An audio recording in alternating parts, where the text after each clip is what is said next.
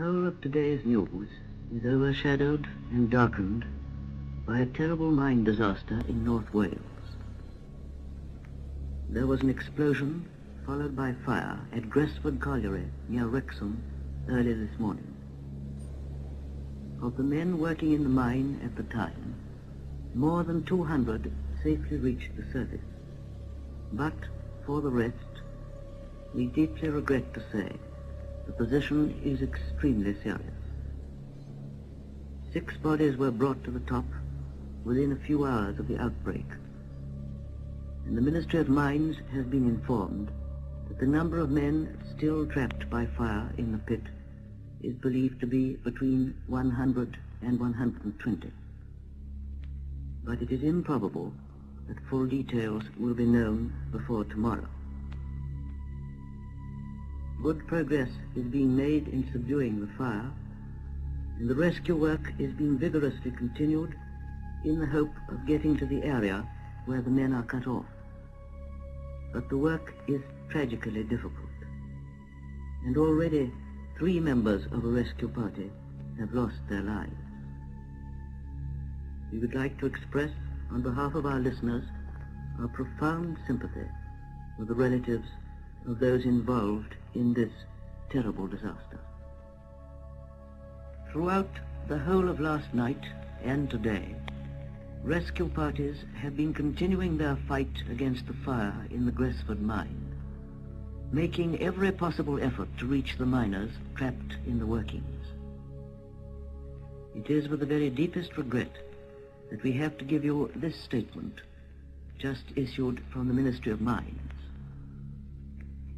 The Mines Department has just been notified by the Chief Inspector of Mines at Gresford Colliery that, in view of the grave and increasing risk of continuing the rescue operations, and being satisfied that none of the persons now left in the mine can still be alive, His Majesty's Inspectors of Mines, the representatives of the colliery management, and the representatives of the workmen employed have decided to abandon the operations, and all persons engaged in them have been withdrawn from the mine.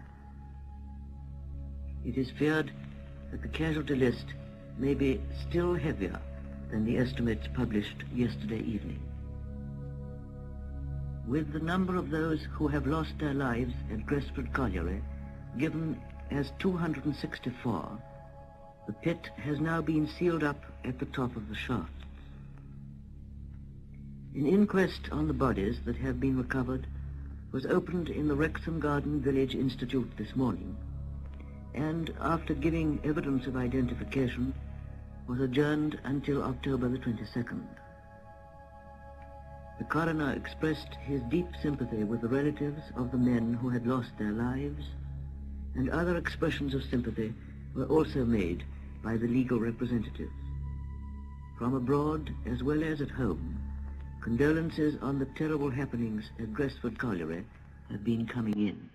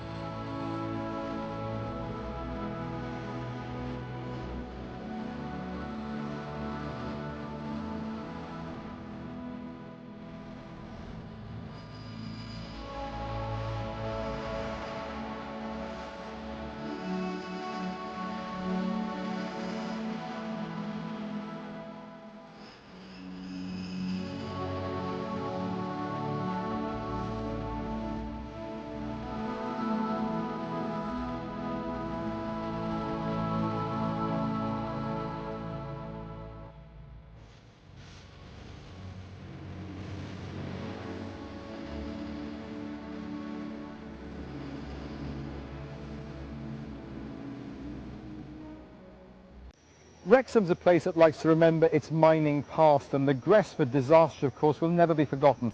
But it's here in the town centre that a remarkable archive has turned up, in a lawyer's office. It was a black day for Wales, one of the blackest, an industrial tragedy on an almost unimaginable scale. Albert Rowlands may be the last survivor of those who were working at Gresford at the time. Aged 14, he was in the lamp room on the surface. His father, a collier, was among those killed underground. The memories are still vivid. After 2 or 3 hours, there was dead silence for some time. Then quite a few of the miners that had already come out and gone, all returning. I remember one young man, he'd be about 18, asking for volunteers to go down with him. It was obvious that it was wasted time, really. They did bring bodies out. We saw 10 bodies, stretchers come out and covered with blankets, and that was it then. The strong room of a law office where the documents were discovered, gathering dust for perhaps 70 years. The firm had represented miners' families in the inquiry which followed the disaster. We have a copy of a ballad entitled The Gresford Disaster. Solicitor Glenn Murphy stumbled across the papers during a clear-up. Strong rooms in solicitors' offices are a treasure trove for old documents, and they just get put away in the back, gathering dust, until somebody decides to come along and do a tidy-up. It's out now. What are you going to do with it? I'm open to suggestions. I'm sure the firm would like to see it made available for people to see or refer to, and it may be that a local mining museum may be interested. And interest in the Gresford disaster will never go away. 266 lives lost for coal. The Durham Miners' Gallery is a remarkable event. The whole of human nature is there, from the children waving their flags to old injured miners in wheelchairs going by, and you see the whole of the human race there, and it's a very, very moving occasion. And then Gresford sort of summarizes it. Beautiful piece of music, and I think it's accepted all over this country as the symbol of the miners and their sacrifices. I think what Gresford, in the words of the hymn, have done is to remind people who listen of the enormous debt we owe to the miners, and it is a cultural debt too, because the miners' bands and music and songs and everything, but it is also a debt we owe to the miners for having made it possible for us to become an industrial nation. And when they were described by Mrs. Thatcher as the enemy within, an incredible phrase about the most courageous men in Britain. Now, you read Peter Crookston's book, which is about largely about people's emotional responses to Gresford, a little bit about Robert Saint, the miner who wrote it. What do you make of the book? Well, Peter Crookston's book is very remarkable because he knows the area where he comes from it, and he's caught the spirit of the industry and the story of Gresford and brought it together in a very, very skilled way. And I think it is something that future generations will go back to understand the Gresford hymn, but also to understand the industry which it spoke about. It's a very, very remarkable book.